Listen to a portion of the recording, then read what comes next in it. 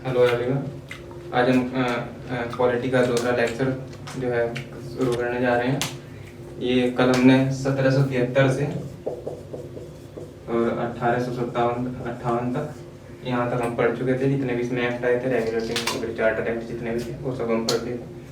आज हम जो 1858 से लेकर 1947 का, जिसको क्राउन जो है क्राउन शासक बोला जाता है, यानी कि ताज का शासक बोला जाता है, उसके बारे में पढ़ेंगे। और इसकी शुरुआत 1857 की क्रांति के बाद हुई थी। 1857 की क्रांति जो है भारत के इतिहास में एक बहुत बड़ा चेंज रहा और इसने बहुत सारे ऐसे परिवर्तन किए जो मतलब भारतीय चाहते थे, लेकिन किसी कारणवश एकजुटता के कारण मुमकिन नहीं हो पा रहा था। 1857 की क्रांति वो परिणाम थी जिसके द्वारा हमारे जो है जो हमारे इतिहासकार थे, जो हमारे सेनानी थे, उनका जो मन था कि भारत को स्वतंत्र कराने का, उसकी तरफ एक पहला कदम हम रख चुके थे। इसके जो है इसके लिए 1858 में फिर एक एक्ट आया था। जो 57 की क्रांति थी वो खत्म हो चुकी थी और उसके बाद एक 1858 में एक एक्ट आया था जिसे बोला गया था भारत शासन अधिनियम 1858। अब इसमें क्या किया गया था, जो इससे पहले के जितने भी काम हुए उसमें जो शासक होता था वो कंपनी का शासक बोला जाता था। उसको कंपनी उसमें राज करती थी, ठीक है, उसमें कंपनी राज कर रही थी। लेकिन अब क्या हुआ, 58 में ये कंपनी को हटा दिया गया। अभी क्या किया गया, जो वहाँ का क्राउन था, जो ब्रिटेन में जो महारानी होती थी, अब उसने जो है ना शासक अपने हाथ में ले लिया था सीधे, यानी कि कंपनी को बीच से हटा दिया था। और अपनी सहायता के लिए जो क्राउन थे, उन्होंने अपनी सहायता के लिए एक सचिव का पद भारत में एक सचिव बनाया। ये भारत सचिव क्या करता था, ये भारत में इस तरीके से मानिए जैसे प्रधानमंत्री टाइप इस तरीके का आदमी था।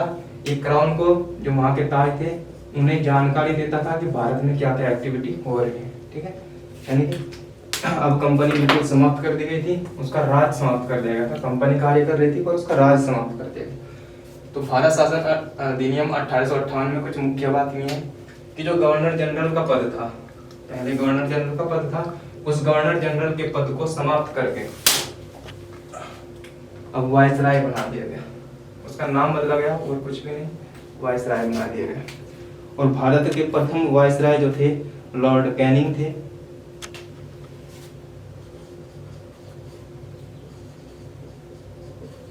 लॉर्ड कैनिंग ये भारत के प्रथम वायसराय थे, ठीक है। और इसके बाद जो नया पद इजाद किया गया था वो था भारत सचिव का पद। भारत सचिव का पद जो क्राउन था उनकी सहायता के लिए बनाया गया था, वो आपको बता दिया। इसमें 15 सदस्य टीम थी इसकी, जो ये था भारत सचिव, इसकी 15 सदस्य टीम होती थी जो इसको जो है मतलब सलाह देने में उसकी सहायता करती थी, ठीक है। एक ये था कोर्ट ऑफ डायरेक्टर जो 1773 के एक्ट में बना था, याद होगा आपको। और एक है बोर्ड ऑफ कंट्रोल। ये दोनों को समाप्त कर दिया गया था क्योंकि ये कंपनी के कहीं ना कहीं कंपनी के अंडर में काम कर रहे थे, तो अब इन दोनों को समाप्त कर दिया गया था और केवल क्या रह गया था, भारत सचिव का पद रह गया था, ठीक है। इसमें और कोई मुख्य बात है नहीं। इसका बस ये है कि ये जिस काम के लिए लाया गया था, जो 1858 का अधिनियम था, उतना ये नहीं कर पाया, उतना सफल नहीं हुआ। उसके बाद इसमें सुधार के लिए भारत शासन अधिनियम 1861, 92 और 1909 ये 3 एक्ट आए थे। ये भारत परिषद अधिनियम के नाम से जाने जाते हैं।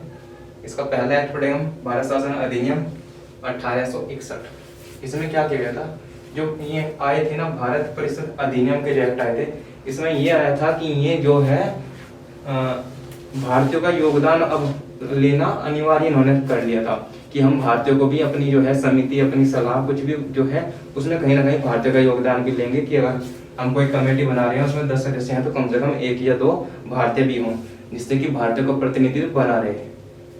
ऐसी महारानी की मंशा थी, इसलिए ये हुआ। इसमें क्या किया गया, एक वायसराय जो कि अभी पद हमने बताया था चेंज हो गया, वो वायसराय की परिषद में 3 भारतीय शामिल किए गए। वायसराय की परिषद में मतलब उनकी एक पूरी एक काउंसिल होगी, उस काउंसिल में पूरे में उसमें 3 लोग जो हैं भारतीय होंगे, ठीक है। और वे 3 लोग भारतीय कौन थे, वे थे एक थे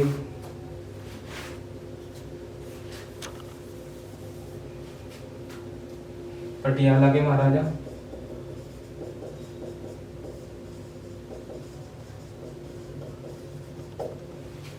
दूसरे हैं बनारस के राजा, बनारस, और तीसरे एक व्यक्ति थे इनका नाम है सर दिनकर राव।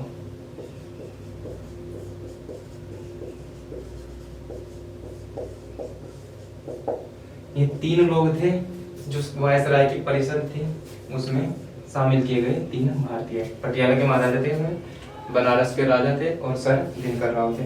इन तीनों ने भारत की तरफ से प्रतिनिधित्व किया। ये 1862 में बनाए गए थे जो, और उस टाइम जो हमारे वायसराय थे वो लॉर्ड कैनिंग थे, जो भारत के प्रथम वायसराय थे। उनके अंडर में 1862 में इन्होंने कार्य किया। ठीक है, इनका मेन कार्य यही था कि ये वायसराय की जो परिषद थी उसमें सलाहकार के रूप में नियुक्त किए गए थे। ठीक, उसके आगे आता है जो प्रांत थी, प्रांत बोलते हैं उनको राज्य को, मतलब जैसे आज का उत्तर प्रदेश, बिहार, इस तरीके से ऐसे ही जब भी थे उस टाइम के प्रांत। प्रांत में विधान परिषद का गठन किया गया, यानी कि प्रांतों में जैसे आजकल विधानसभा है, विधान परिषद है, इसी तरीके से विधान परिषद का गठन किया गया प्रांतों में। जब उतने प्रांत नहीं थे, टोटल 11 राज्य थे, 11 राज्यों में अलग अलग में प्रांत बनाई गई। उसका प्रांत जो ये गठन किया गया था विधान परिषद का, इसका कार्य होता था कि उस पर्टिकुलर एक कोई राज्य है, बिहार ले लो, बंगाल ले लो, तो उसका जो है शासन चलाते थे। उसके आगे ये है पोर्टफोलियो प्रणाली। पोर्टफोलियो सिस्टम ये 1861 से पहले का है। ये लगभग 1859 में लॉर्ड कैनिंग के द्वारा चलाया जाता था। इस पोर्टफोलियो सिस्टम का मतलब क्या था? पोर्टफोलियो का मतलब क्या था? इसका मतलब था कि एक व्यक्ति जो वायसराय की जो परिषद है उसका कोई सदस्य है, ठीक है, कोई वायसराय का परिषद है और उसका कोई एक सदस्य है। अब ये सदस्य एक से अधिक विभागों का, यानी कि शिक्षा विभाग ले लो, वैसे उस टाइम इतना कुछ खास तो था नहीं, पर शिक्षा विभाग ले लो, फिर ले लो, या फिर कर विभाग, ठीक है, यानी कि एक ही व्यक्ति इन दोनों का अध्यक्ष बन सकता है, इन दोनों का जो है कार्य कर सकता है एक साथ। एक व्यक्ति दो विभागों का, 2 या 2 से अधिक। ये थी पोर्टफोलियो प्रणाली। 1859 में शुरू की थी लॉर्ड कैनिंग ने, लेकिन जब ये 1861 का जो अधिनियम आया, इस अधिनियम में इसको स्वीकार कर लिया गया था। ये इसको मान्यता दे दी गई थी कि हाँ ये अच्छी पॉलिसी है, इसको हम अपना जो है अपनाना चाहिए। ठीक, उसके बाद में वायसराय को एक पावर दी गई जिसको बोलते थे अध्यादेश की शक्ति, जैसे कि आजकल होती है राष्ट्रपति के पास में, हमारे यहाँ भारत में। तो अध्यादेश वाली शक्ति, इसका क्या कार्य होता था, कैसे यूज करते थे? ये वायसराय को दी जाती थी, और जो वायसराय है वो अगर कोई कार्य परिषद, कार्यपालिका, विधान परिषद नहीं चल रहा, ठीक है, केंद्र का अगर मानो, केंद्र का जो विधान परिषद है वो नहीं चल रहा, ठीक है, विधान परिषद अगर कार्य नहीं कर रहा, तो उस टाइम कोई कार्य करना है वायसराय को, तो वायसराय बिना इन लोगों की अनुमति के जब अपनी मर्जी से जब चाहे वो कार्य लागू कर सकता है, कोई भी कानून बना सकता है और उसे लागू करवा सकता है।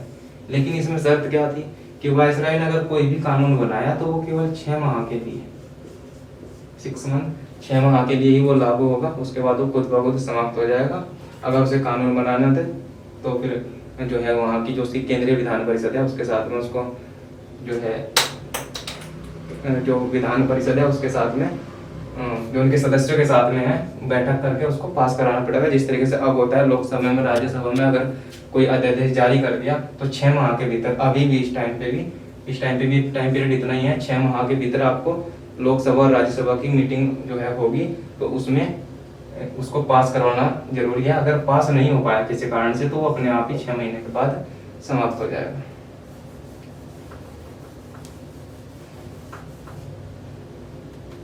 उसके बाद है 1892 का, यही हम विधान परिषद जो भारत परिषद अधिनियम है इसकी सीरीज है, ये दूसरा है 1892। 1892 के अधिनियम में कुछ खास नहीं है, बस इतना है कि इसमें जो केंद्रीय विधान परिषद थी और जो राज्य यानी कि प्रांतीय विधान परिषद थी, इनके सदस्यों की संख्या में बढ़ोतरी की गई। ठीक है, इसमें मतलब जो सदस्य थे वो जनसंख्या के आधार पर जितने भी प्रांत थे उनके अकॉर्डिंग उनको बढ़ा दिया गया। ठीक है। दूसरा क्या है, इसमें मुख्य कार्य क्या किया गया, जो गैर सरकारी सदस्य हैं, गैर सरकारी सदस्यों के लिए चुनाव का प्रावधान किया गया इस एक्ट में 1892 में। गैर सरकारी का मतलब क्या था कि जो लोग सरकार से जुड़े हुए नहीं थे, प्राइवेट लोग थे, लेकिन कोई एक जो है उसमें शामिल हो सकता था, प्राइवेट आदमी शामिल हो सकता था, लेकिन उसके लिए अलग से काउंसिल बनाई जाती थी। वो काउंसिल मतलब कोई 2 लोग ले लीजिए, ये 2 लोग हैं और इनमें से एक का चुनाव, एक कोई पोस्ट है उसके लिए खाली है, इन दोनों ने जो है 2 व्यक्ति हैं, इन्होंने दोनों ने उसके लिए अपना जो आवेदन दिया। उसके बाद जो काउंसिल बनाई गई, ये काउंसिल क्या करती थी, इनकी जो है मतलब चेक करती थी, इनका वेरिफिकेशन करने के बाद जो कुछ भी है इनका अपना प्रोसीजर था, उसको जो फॉलो करने के बाद ही क्या करते थे, किसी एक को सेलेक्ट कर लेते, तो गैर सरकारी बोल रहा था। ठीक, गैर सरकारी सदस्यों का चुनाव का प्रावधान किया गया। लेकिन चुनाव ये लिखा हुआ जरूर है, लेकिन चुनाव जो है, चुनाव शब्द इस 1892 के एक्ट में कभी यूज ही नहीं किया गया था, ये यूज नहीं किया गया चुनाव शब्द। हाँ, इसीलिए क्योंकि जो काउंसिल बनाई जाती थी वो काउंसिल तो 10-20 लोगों की थी। चुनाव का मतलब है कि बहुत सारे लोग मिलकर एक साथ चुनाव करें, किसी को जो है चुने, उसको बोलते हैं चुनाव। लेकिन इसमें ऐसा था ही नहीं 1892 के एक्ट में। इसमें केवल क्या था, कोई काउंसिल बनाई गई, वो गैर सरकारी सदस्यों को चुनने का कार्य करते थे। ठीक है, उसके बाद एक मुख्य अधिनियम आता है 1909 का, भारत परिषद अधिनियम 1909। इसमें क्या किया गया, इसमें मार्ले मिंटो सुधार, इसको एक उपनाम दिया गया इसको बोला गया मार्ले मिंटो सुधार अधिनियम। इसका मार्ले मिंटो कौन थे, मार्ले उस टाइम जो है भारत के सचिव थे, भारत सचिव थे, और मिंटो उस समय वायसराय थे।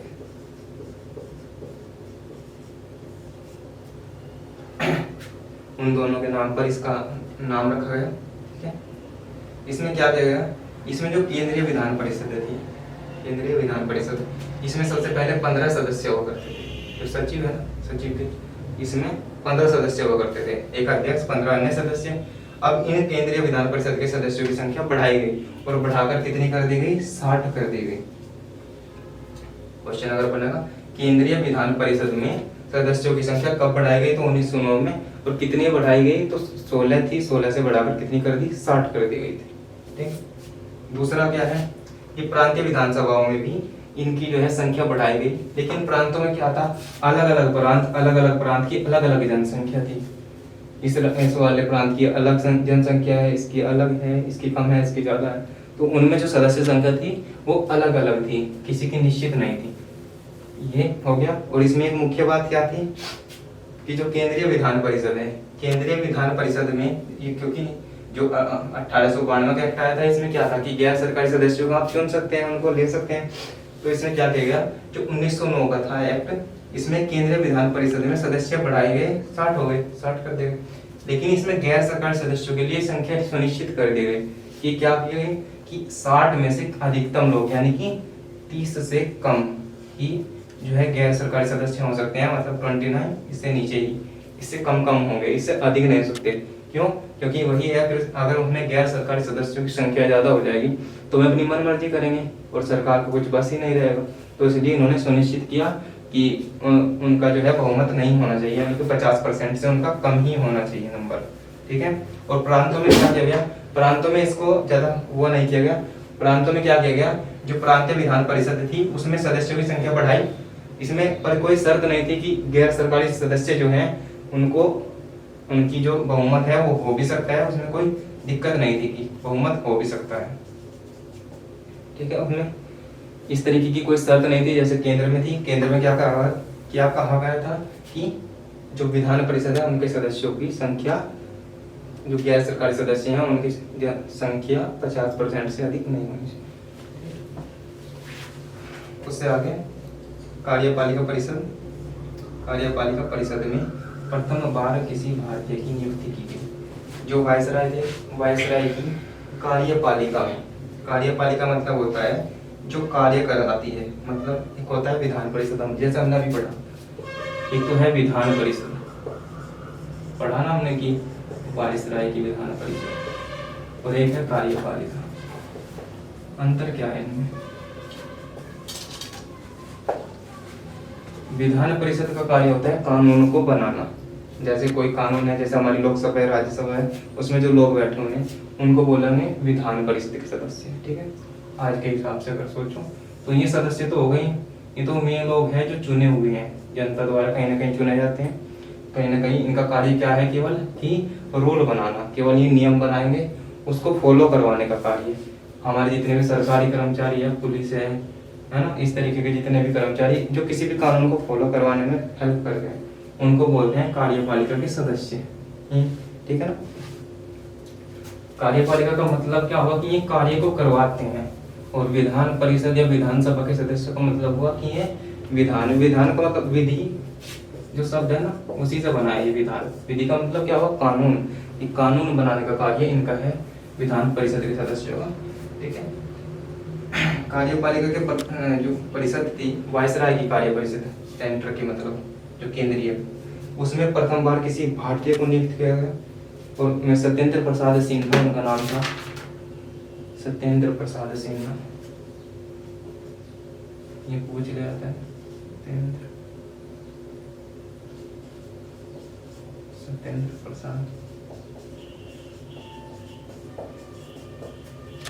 प्रसाद सिन्हा यानी वायसराय की कार्यपालिका में शामिल होने वाले प्रथम भारतीय कौन थे? तो ये थे सत्येंद्र प्रसाद सिन्हा, और इनका जो है किस विभाग में थे, तो ये विधि से संबंधित थे। विधि यानी कि कानून, वही बात मैंने बताई थी, विधि से संबंधित थे।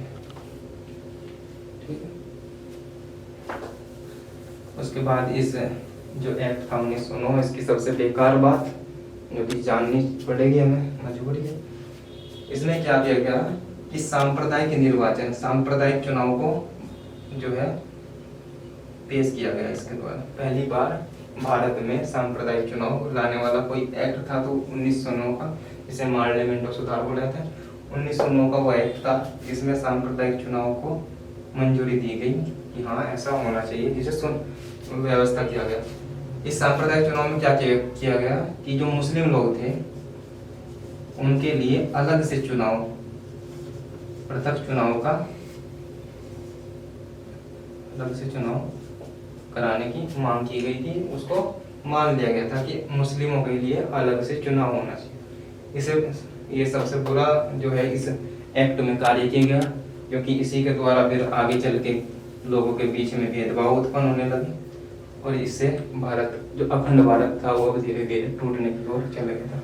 क्योंकि अंग्रेजों की पॉलिसी यही थी कि वो क्या करते थे, फूट डालो और राज करो। ठीक है। उन्होंने अब जो मुस्लिम लोग थे उनके लिए चुनाव अलग करा दिए। अब क्या हुआ, एक क्षेत्र है, इसमें अगर इतने लोग मुस्लिम हैं, ये सब लोग मुस्लिम हैं, तो ये कहीं ना कहीं ये जो हिंदू लोग हैं, ठीक है, इनके बीच में कहीं ना कहीं भेदभाव उत्पन्न होना शुरू हो जाएगा। बस यहीं से वो नींव रखी और जो अब तक चली आ रही है। उसके बाद आया 1909 का 1919 का अधिनियम। इसमें कुछ खास और बाकी नहीं था।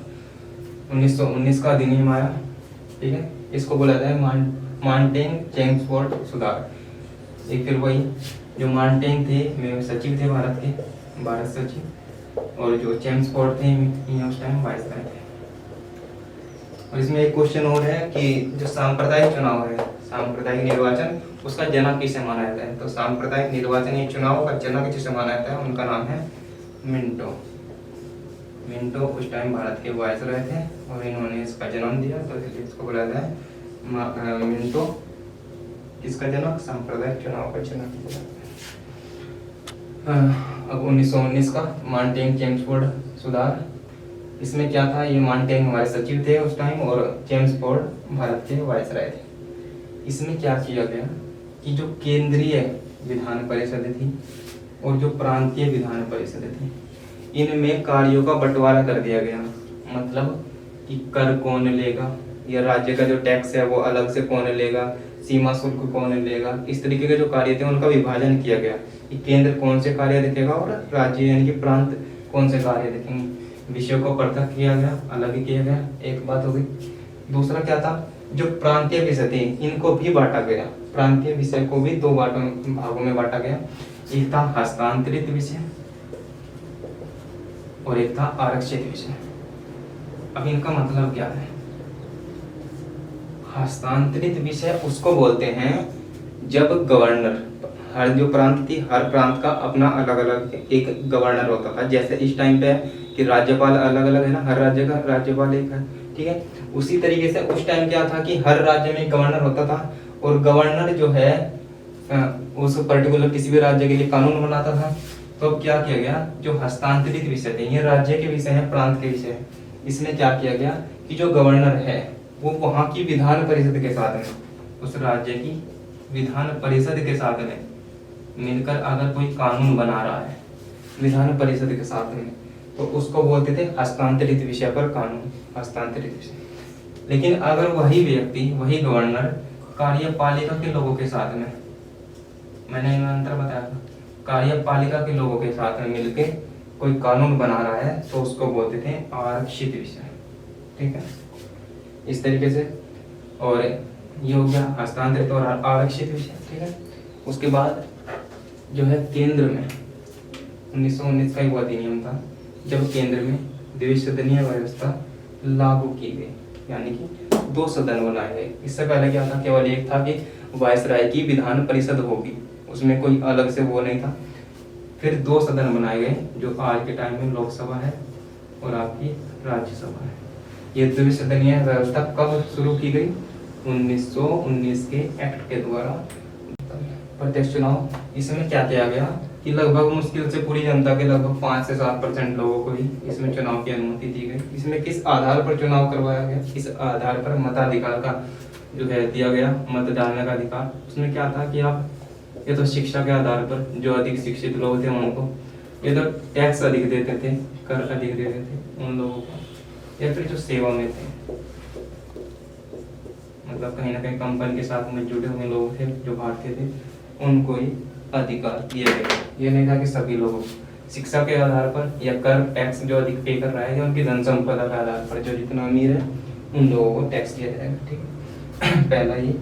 दूसरा क्या हुआ, जो वायसराय थे उनकी कार्यकारी परिषद थी। इससे पहले वायसराय की कार्यकारी परिषद में केवल एक भारतीय को शामिल किया जाता था, लेकिन उसके बाद अभी जो 1919 का अधिनियम है 9 में क्या था कि केवल एक भारतीय को शामिल किया गया, वो थे सत्येंद्र प्रसाद सिन्हा, अभी बताया था। अभी 1919 में क्या किया गया कि जो वायसराय की कार्य परिषद थी उसमें 6 सदस्य होते थे, और 6 सदस्यों में से 3 सदस्य भारतीय होंगे, ये अनिवार्य कर दिया गया, ठीक है। यानी कि हाफ जो है 50% लोग भारतीय होंगे, 50% लोग अंग्रेज होंगे, ठीक है। लेकिन इसमें एक पद था कमांडर इन चीफ,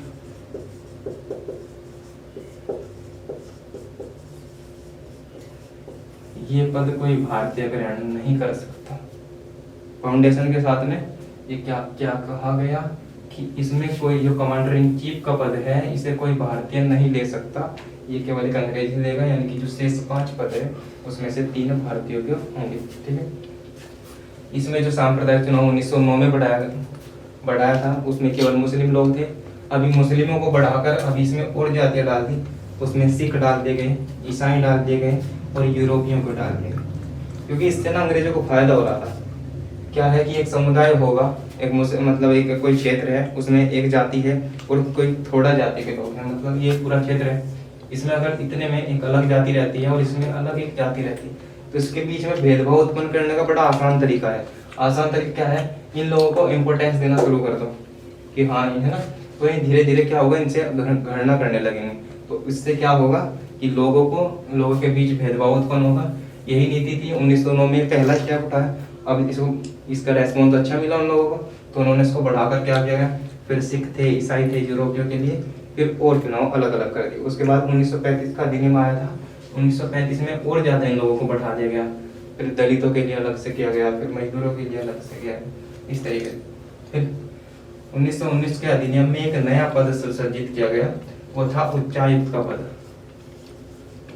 उच्चायुक्त ये कुछ भी नहीं था, इस तरीके से समझिए कि जो भारत सचिव था, भारत सचिव के जो कार्य होते थे उन सचिव के कार्यों को बांट दिया गया थोड़ा सा, और थोड़े कार्यों के लिए उच्चायुक्त को दे दिया गया, मतलब थोड़े कार्य इसके उच्चायुक्त को दे दिए गए। लेकिन ये कभी भारत नहीं आया, ये कहाँ पे था, लंदन में इसका ऑफिस होता था, और ये लंदन से ही भारत में कार्य करता था। ठीक है,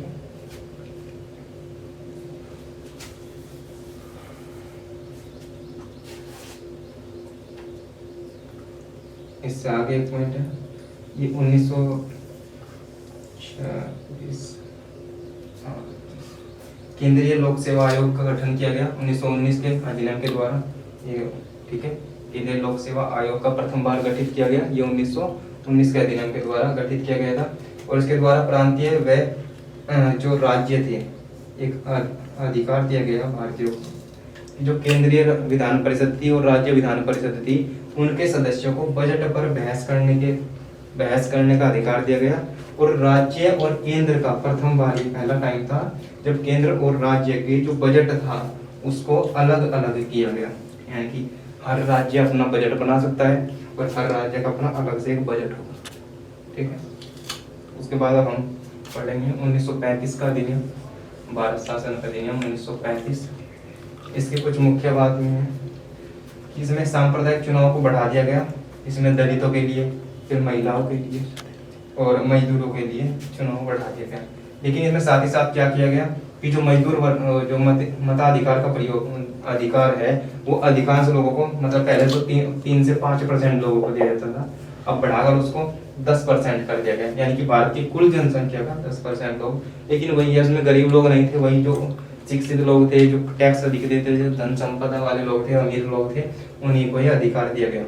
इसी एक्ट के द्वारा 1935 के एक्ट के द्वारा आरबीआई की स्थापना की गई।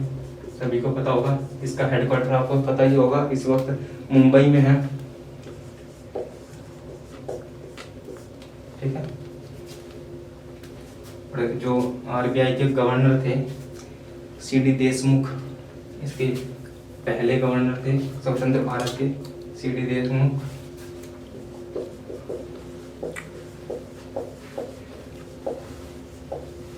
ये भारत जब स्वतंत्र भारत हो गया था, इनका कार्यकाल 43 से 49 तक रहा, 1943 से 49 तक इनका कार्यकाल रहा। ये स्वतंत्र भारत के पहले जो है आरबीआई के गवर्नर थे। उसके बाद में किसी भारतीय को अगर कब बनाया गया बोले तो आरबीआई के प्रथम भारतीय एन.के. झा थे,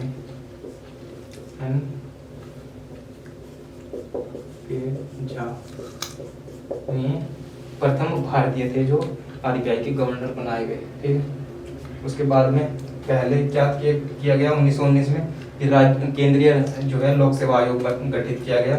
उसके बाद में 1935 का अधिनियम आया। इस अधिनियम में जो है राज्यों के लिए, एक प्रत्येक राज्यों के लिए अलग से एक जो है हर प्रांत का एक अलग से लोक सेवा आयोग गठित किया गया।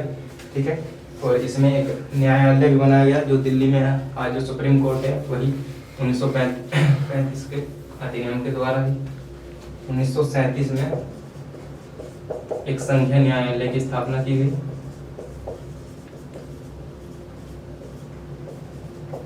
ये दिल्ली में की गई। इनके संघीय न्यायालय की स्थापना किस अधिनियम के द्वारा की गई तो 1935 के अधिनियम के द्वारा की गई। और इसी में उस टाइम 1935 जब 1935 के समय में 1935 में उस टाइम 11 राज्य थे भारत में टोटल, और 11 में से 6 राज्यों में द्विसदनीय व्यवस्था शुरू की गई, यानी कि विधानसभा और विधान परिषद ये 6 राज्यों में लागू की गई, लेकिन 5 में नहीं की गई थी। इसका कारण केवल यही था कि यहाँ पे जनसंख्या कम थी और ये बड़े बड़े राज्य थे, बंगाल, मुंबई, महाराष्ट्र, इस तरीके से ये बड़े बड़े राज्य थे। तो आज हमारे 1935 का अधिनियम था, यहाँ तक हम पूरा पढ़ चुके हैं। उसके बाद में हम अगली क्लास जो है 1947 अधिनियम से शुरू करेंगे, भारत शासन अधिनियम 1947 से अगली क्लास जो है शुरू करेंगे। Okay, thank you for watching. Okay, bye bye.